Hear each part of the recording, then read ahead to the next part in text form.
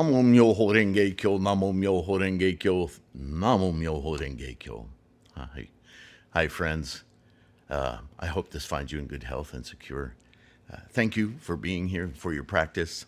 Today we start another translation of the Lotus Sutra, the Saddharma Pundarika Sutra.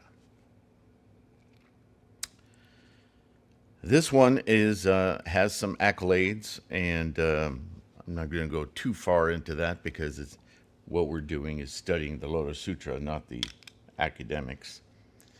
However, I think it's probably a good idea to read some. I'm not going to read the entire, there's a forward, there's a, author's note or some forward, and there's a preface.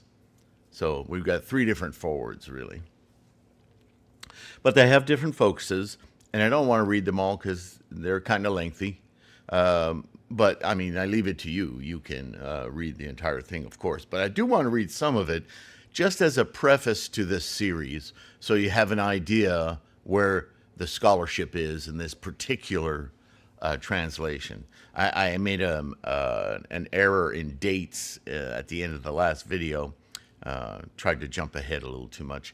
The publishers have been publishing since 1893. I saw that date and it reminded me of H. Kern's publication around that time of his translation of the Lotus Sutra, a different translation which only had 27 chapters rather than 28. And there may be a substitution in another chapter, I don't recall right now. Still, the message comes through rather clearly, and H. Kern is actually used by Leon Hurvitz in one of the quotes that he uses on terminology. So the first edition of Leon Hurvitz's translation was 1976, I believe. And this translation is an updated translation from 2009. Okay, so just so we got all those facts.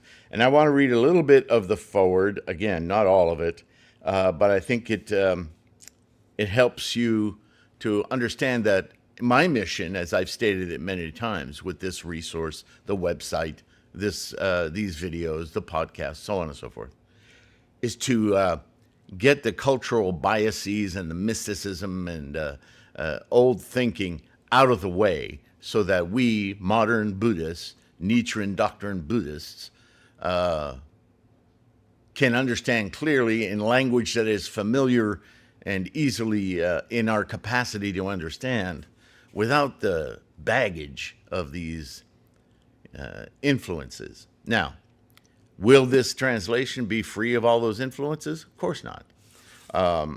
However, it seems to be a subject of contention, or at least focus, with whatever efforts to do that same thing. So I find myself in a long line, including Nichiren, of people who want to demystify, declutter, and remove biases as much as they can. Okay? So I'm just going to read this little portion here. Composed originally in Indic language and later put into the literary language of Sanskrit around the beginning of the Common Era, the ancient Lotus Sutra defined a strong position in debates among Indian Buddhists. The anonymous authors of the Lotus Sutra used the main protagonist of the book, Shakyamuni, the historical Buddha, to claim that all beings are capable of the highest form of enlightenment. That was rather revolutionary. Again, Shakyamuni had many drop the mic moments, yeah? Early in the Lotus's narrative, the Buddha reveals to his followers that the goals he had previously taught them, the end of suffering, the pursuit of nirvana, are merely expedient devices intended to spur them on to the true goal. You've heard me say this in many ways, right? Furthermore, he declares, all methods are ultimately reconciled within the one inclusive vehicle as explained in the Lotus Sutra, the Myoho Renge Kyo, right? The Lotus Sutra addresses other issues hotly contested by Mahayana Buddhists in the first few centuries of the Common Era. The scripture introduces parables that justify religious change. See, it still uses the word religious. This is the context of cultural bias, yeah? And reconcile innovations with past practice. The Lotus includes the famous story about the wise father's skills drawing his unwitting children out of a burning house, the tale of the talented guide who conjures an illusory city in order to give rest to tired travelers, and the metaphor of a rain cloud whose life-giving moisture is absorbed by different rates by trees and grasses of different sizes, right? Everybody learns in their own way. Right, the medicine, the teaching, the teaching of the Dharma is absorbed by each of our particular insights, inculcated into our thinking, so that we can reach awakening. Right? Anyway, it goes on, and then it makes a weird statement. A new doctrine of Buddhahood is presented as well. Right? This is the lifespan of the Tathagata chapter. Shakyamuni declares that he first achieved enlightenment not in his current incarnation, not the right word, not the right thinking, but you and I know, we've discussed this many times, right? But rather eons ago, and that the true Buddha transcends the normal limits of time and space. Boy, have I talked about that a lot, yeah? So there it is in academic scholarship, in the forward, just to set it out on the table, all the cards laid out. So as we read the Lotus Sutra, we need to understand that the true Buddha, not Shakyamuni, has been around and transcends the normal limits of time-space. How many documents have I posted on threefoldlotus.com that you could download about the self, time, not time, now is not now, so on and so forth. I'm constantly talking about that. And as I read through the sutra, I will point out, here we go with that shifting time. It's you almost feel a vertigo from it, but you have to catch it. As if you don't, then you're going to be tossed around in some kind of fantasy world, and you'll lose track that Buddhism is about the mind, not incarnation, right? If we're going to talk about incarnation, we need to understand it as the cycle of birth, death, birth, death, birth, death, birth, death, birth, death, birth, death, right? Moment to moment. But incarnation has so much baggage with it, we shouldn't use that word. It's really not a Buddhist term. Anyway, so there's several more pages in the forward. Again, I'll leave it to you. There's a forward from the 1976 edition in here, and there's one thing that's said in here that I thought was useful. Of all the writings in the Buddhist canon, none qualifies like the Lotus Sutra as a major scripture of enduring importance. It is a comprehensive and effective statement of the teachings of Mahayana Buddhism, most inspiring for its imagery and for its dramatic presentation of those teachings in a form readily appreciated by millions of Buddhists in China, Japan, Korea, North America, Australia, the world, Jambudvipa, I would say.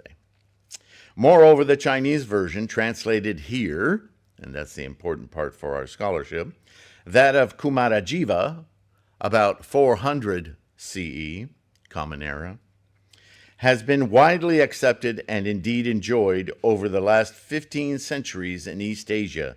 No collection of Oriental classics could be complete without it. Fortunately, in Leon Hurvitz, our translator, the Lotus and Kumarajiva have as a translator into English whose competence and devotion to the study of the text match its importance. Professor Hurvitz has spent almost a lifetime in the study of the Lotus, its commentaries, and the philosophies derived from it. So he's not some slouch, right? Here he brings that great store of learning to the translation of the Lotus into an English version that is illuminated, not overlaid, and burdened by it. And I liked reading that because that's very similar to what I say. Trying to remove as much as I possibly can the burden of cultural bias and agendas, yeah? And that was written by William Theodore de Barry. And then in the preface,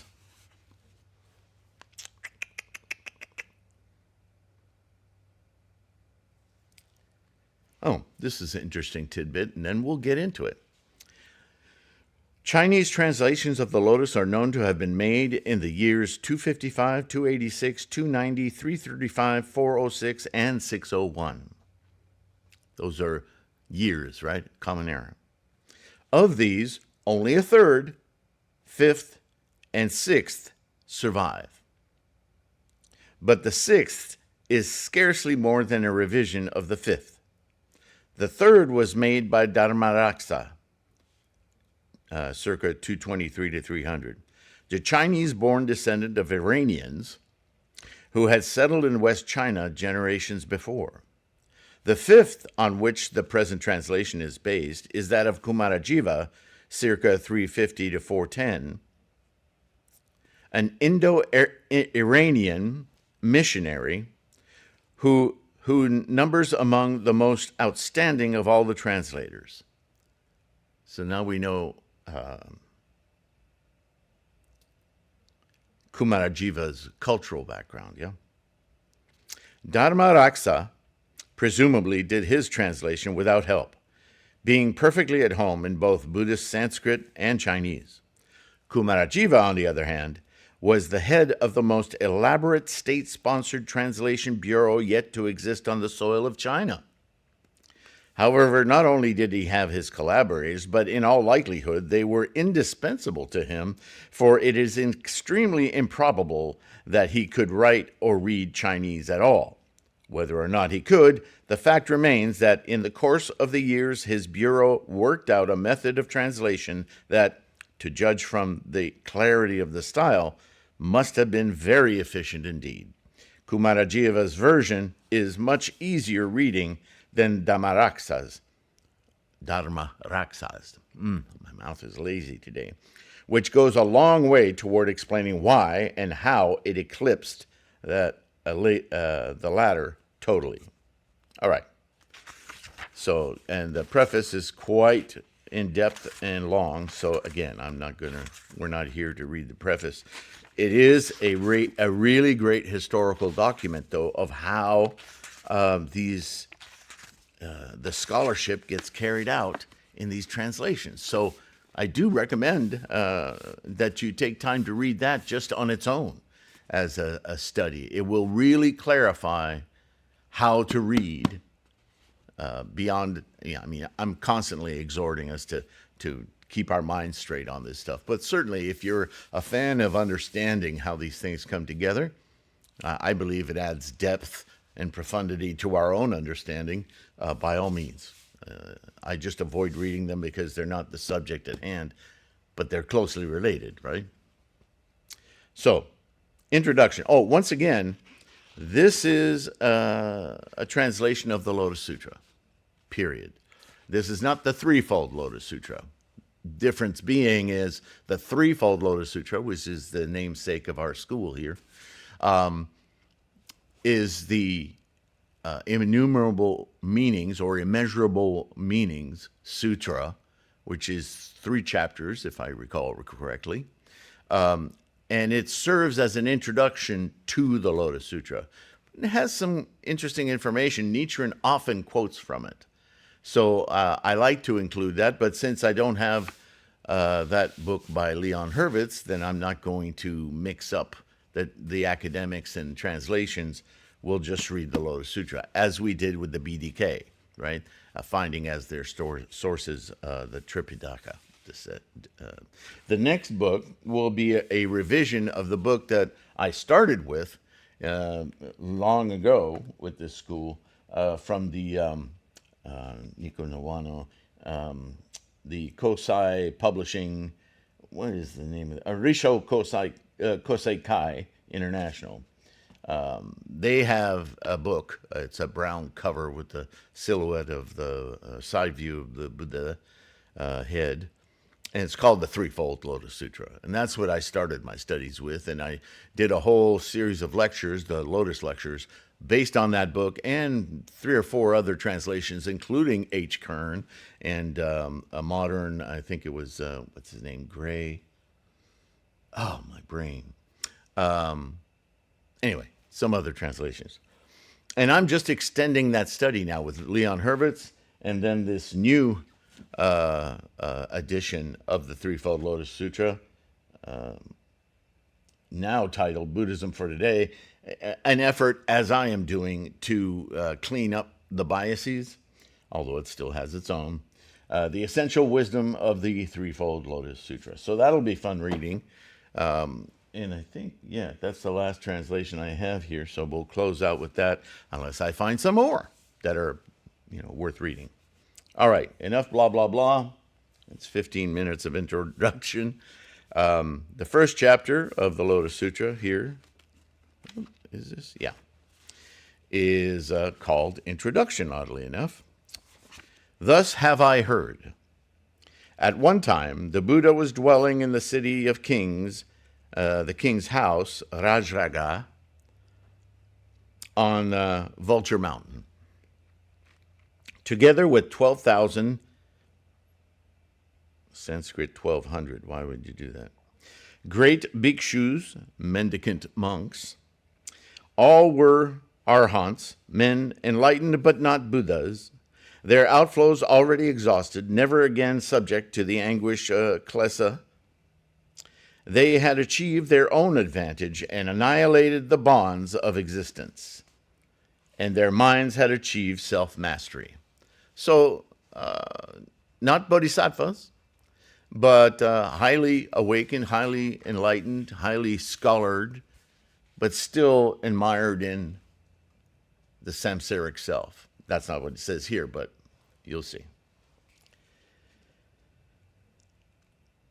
Annihilated the bonds. That's one of the words that I was saying in previous videos, is a word we also is misleading. I've had people ask me, do we have to kill the self or the ego in order to awaken the Buddha I?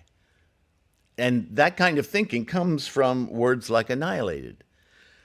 Annihilated, if we want to continue, we're going to continue to see in this book, if you think of it, if you can, as the liberation from the bonds, right? Not destruction per se, which annihilated basically is translated today as complete and utter destruction, right?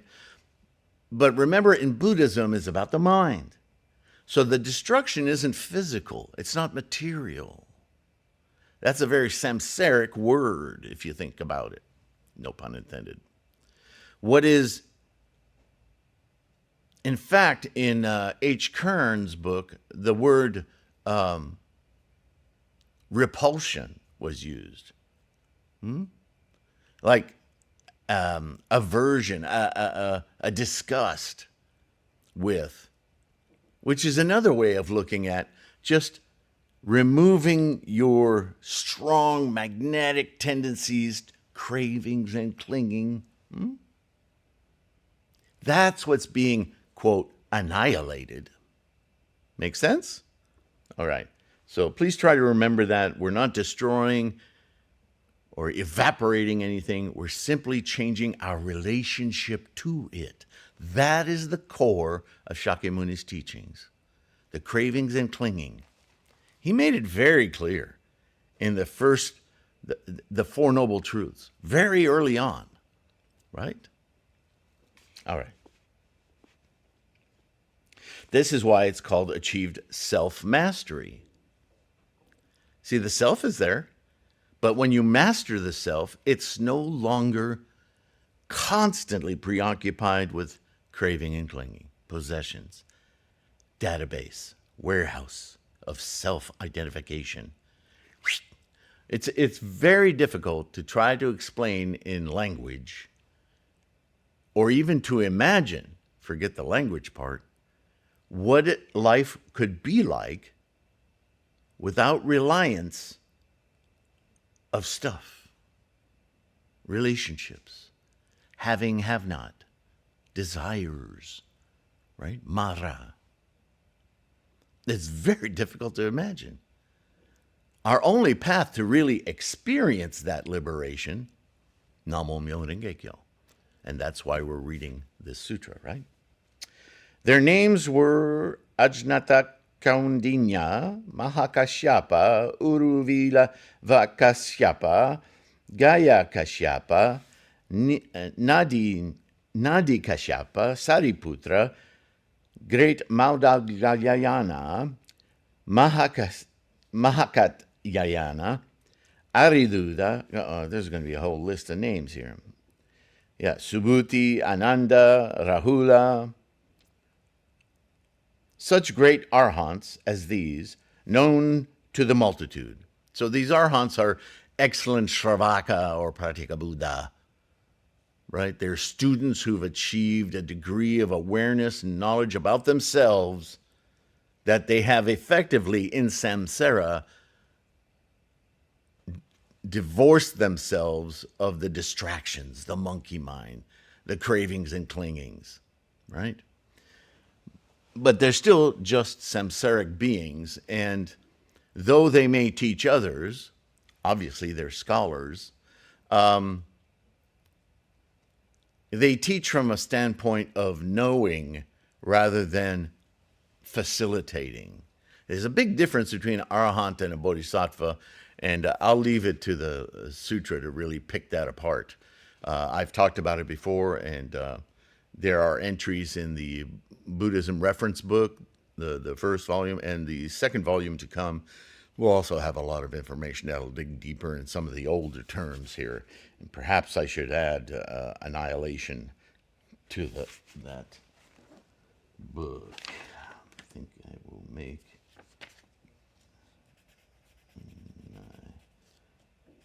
annihilation. I just added, by the way, as we finished the BDK translation, their constant repetition of certain Mara demons, like you'll remember Raksasas and Putanas and all of that. And I just entered a rather long, not too long, description of those demons under the section demons, so that you have some reference to that in volume 2. So that's coming. I wonder if there's anything in this I should read.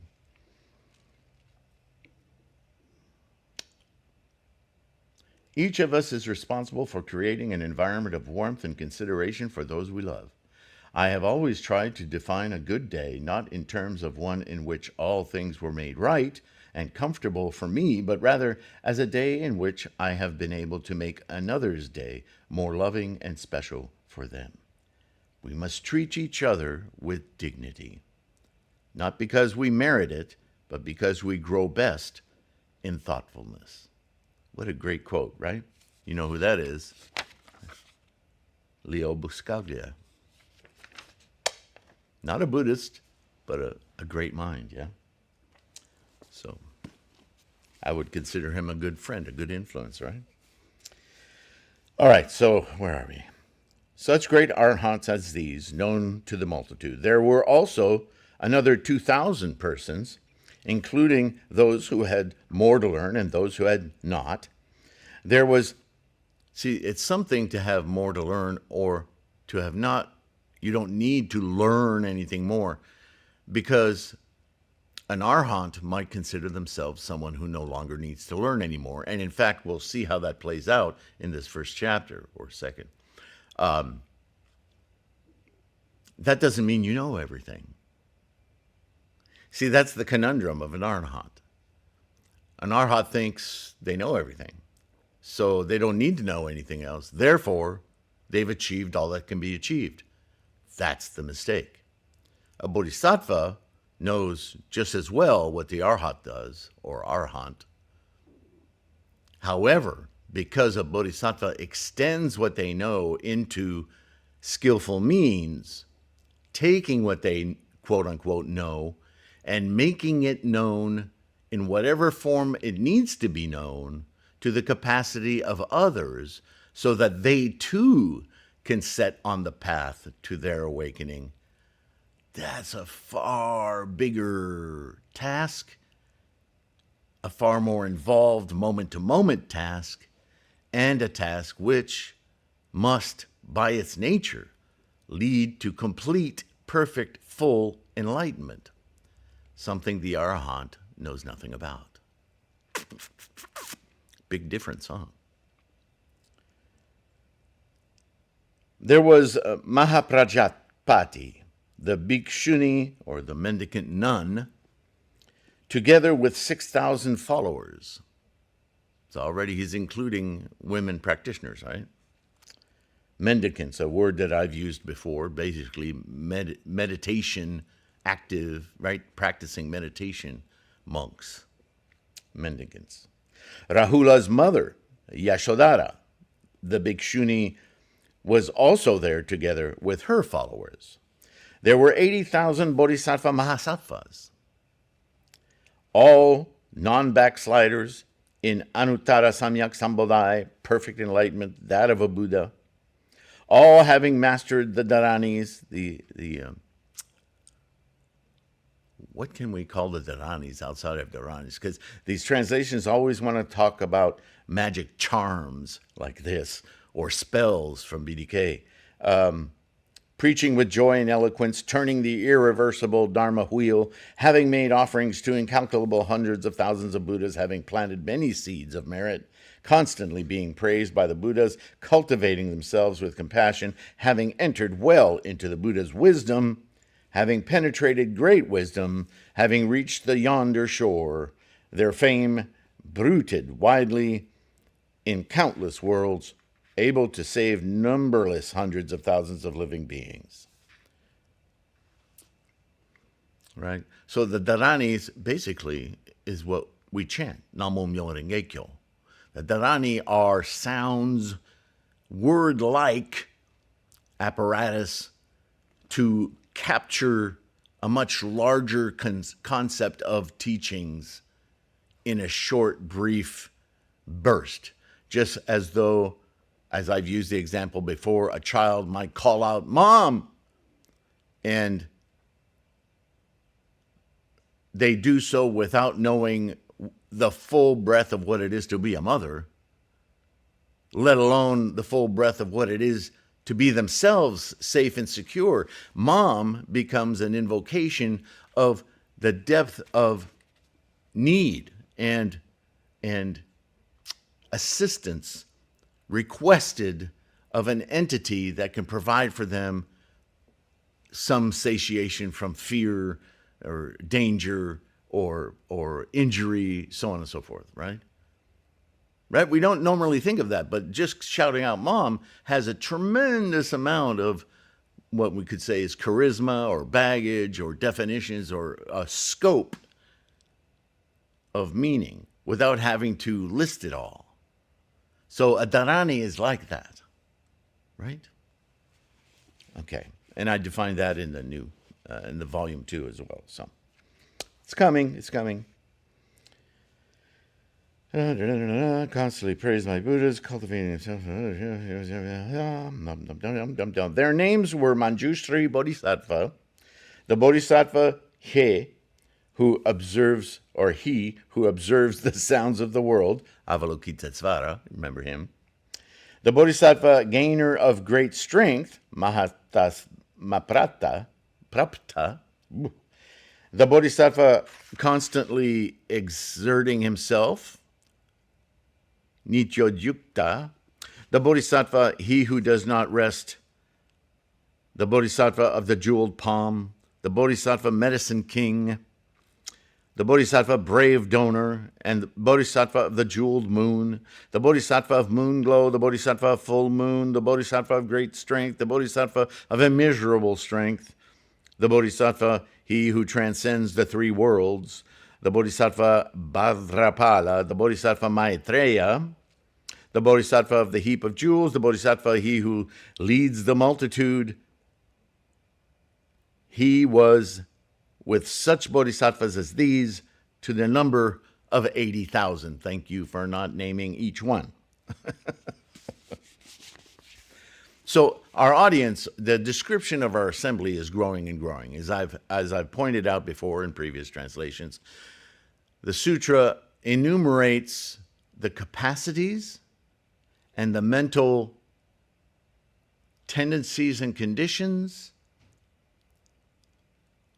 of sentient minds. And as the audience grows, pay attention to their capacities and the way in which they conduct their coursing through the world. Whether they're bodhisattvas, shravakas, pratyeka buddhas, or arhants, or laymen, laywomen, right?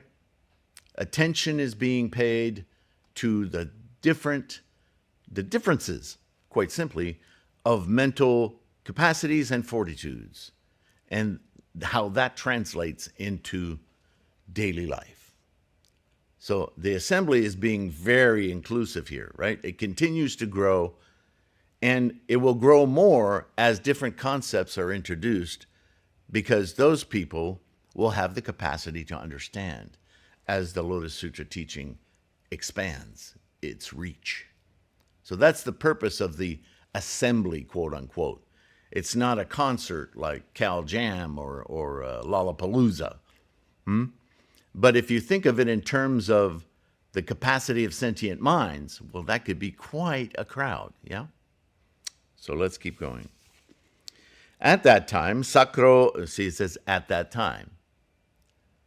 Now, as this assembly and the discussion evolves, at that time, more capacities are inculcated into this teaching, this event. At that time, Sakro Devanam, Indra, was there with his following, consisting of 20,000 sons of gods, among whom, well, what would sons of gods be? They would be young men who were influenced by strong motivations. Because in Buddhism, that's what gods are, right? Devas. Look up that term, devas. They're just all different influences.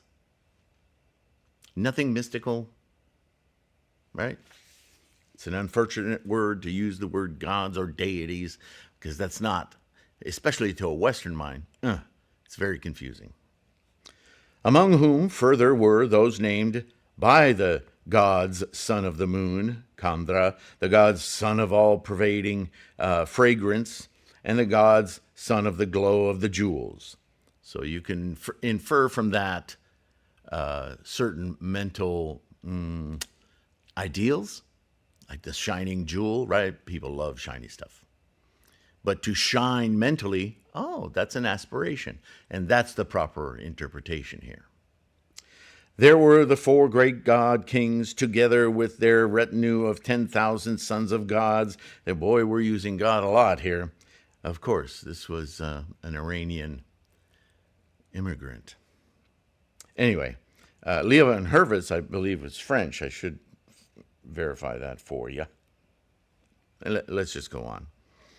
There were the gods of son of self-mastery, Ishvara, and the godson of great self-mastery, Mahesvara, together with their retinue of 30,000 sons of these influences. There were the lord of Shaba, Saha world, the world, Brahma, the king of all the influences, the great Brahma Shikin, and the great Brahma bright luster. Together with their retinue of 12,000 sons, there were 8 dragon kings, Nagaraja, and they're called dragons, but if you look up in the book, the Nagas, and you remember reading about the dragon king's daughter being a Naga, these are basically serpents who serve and uphold the best, or protect humans, sentient minds, living beings, right? Namely, the Dragon King Nanda, the Dragon King Upananda, the Dragon King Sagara, the Dragon King Vasuki, the Dragon King Taksaka, the Dragon King Anavapta, the Dragon King Manasvin, and the Dragon King Utpalaka, each with several hundreds of thousands of followers. There were 4 Kinara, mythical beings that are half horse, half man. Oh yeah, that's literal. namely the Kinara King Law, Sanskrit Druma, the Kinara King Fine Law, the Kinara King Great Law, and the Kinara King Law Holder. You see, these are all different aspects of the same thing. Please keep reminding yourself of that. This isn't like reading the Knights of the Round Table, where everybody is an actual character, protagonist. The protagonists in Buddhism are functions of the mind, attitude, intent, all of it. Please keep that in mind. I'm going to skip a few of these names because they really don't serve our purpose of understanding, other than they're building a full picture of the capacities of sentient minds. So the Lotus Sutra is prepping itself to be quite universal. And that's the overall point, right? It isn't a specific teachings for students of this level, right? This isn't 7th grade. This isn't 9th grade. This isn't a PhD. This is universal. So right off the bat, the giveaway here, the spoiler alert is, it doesn't matter what your capacity is. This teaching directly affects you. Right from the get-go. Let's go on.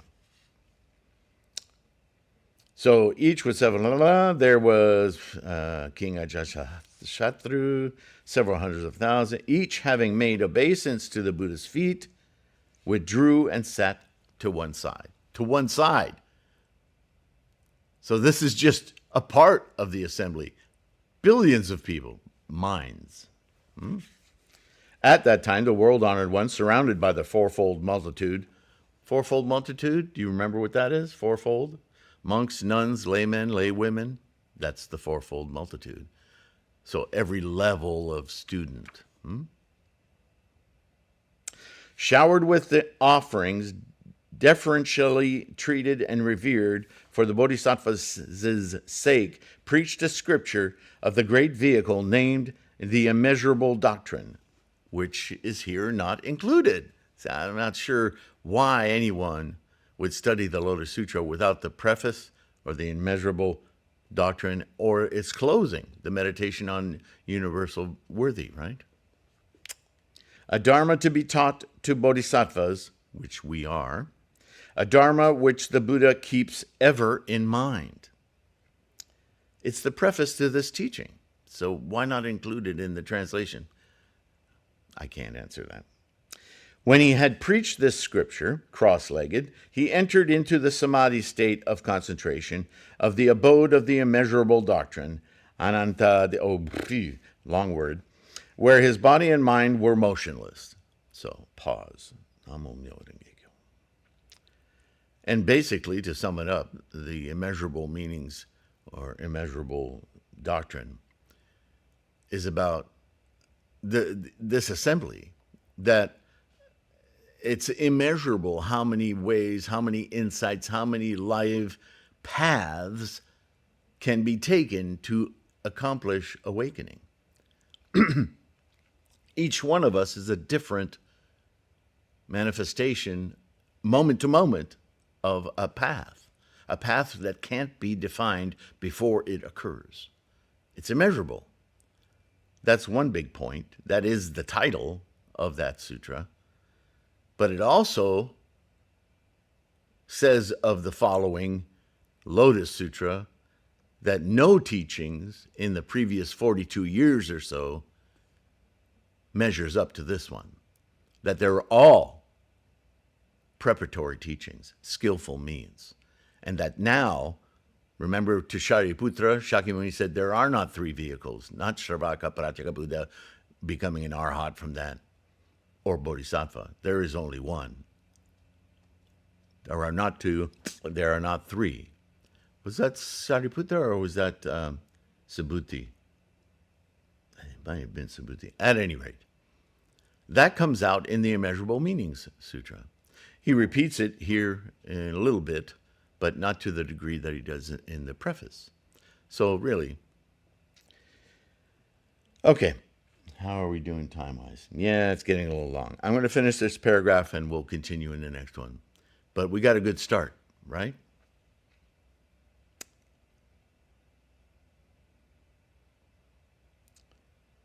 At this time, heaven rained down Mandarava flowers, Mandarava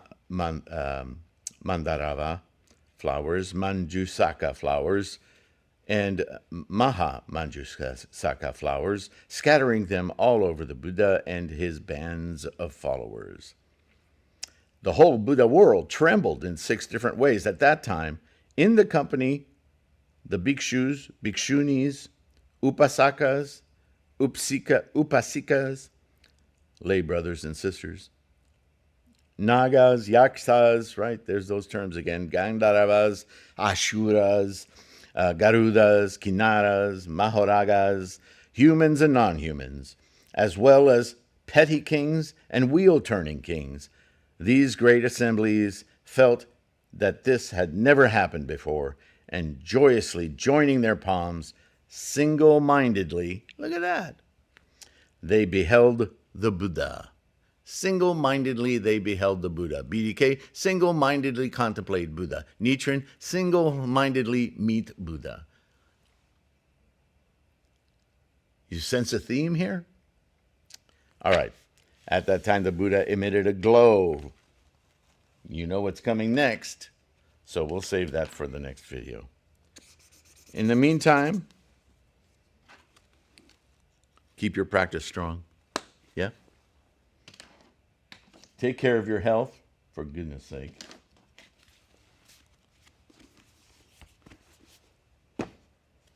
Savor your practice. It's awesome. And I thank you again for being here. Take a few seconds to like and subscribe. It's a Bodhisattva act that helps propagate and expand our Sangha. So thank you. Thank you so much for that. Yeah. And if you have the ability to support us, even just buying books or mandala, use the bookstore. The links are all in the description. It's fabulously important for the continued expansion and running this resource, the website, the channel, everything, the podcasts. I don't want to have to monetize the podcast. I don't want to make it any harder to support your practice than if I can avoid it. As much free stuff as I can, I will do. Yeah, like the podcast, like all the stuff that's on threefoldlotus.com. I don't have the independent wealth to supply everyone with a library. I wish I could. And then there are those of you who just donate through PayPal or Patreon, where all the videos are also free. So I'm so grateful and proud of you guys for this practice. It's not just simple, but the more you do it, the more rewarding it is. So it kind of keeps you going, yeah? And that's all I want to do is give you resources to make you confident, stick with it. It does pay off. Anyway, thanks again. I'm going to let you go. Take care of your health, and I'll see you in the next one. All right? Bye for now.